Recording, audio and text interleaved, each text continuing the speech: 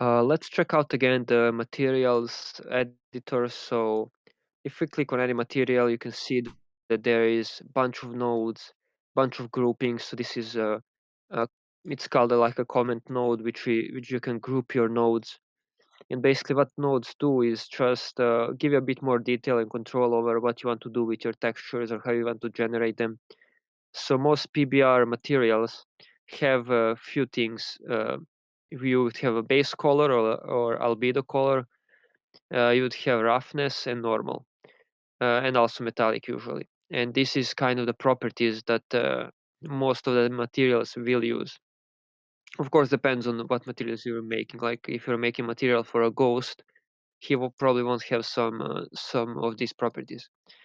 And you can see the nodes branch out, so we can follow the nodes for, let's say, base color. We can see that at some point the designer of this material multiplied something, desaturated the material, clamped, gave it like a min and max value. Maybe something was going out of bounds.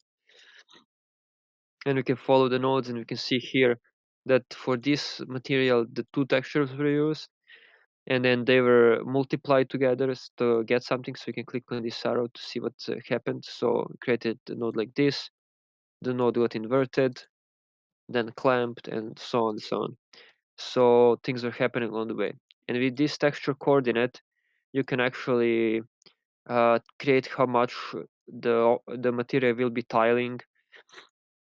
And this designer also multiplied something and did all that. So there is a lot of work that goes into materials, and there is separate designers for like materials and textures that need to create these nodes that later would present this material over here.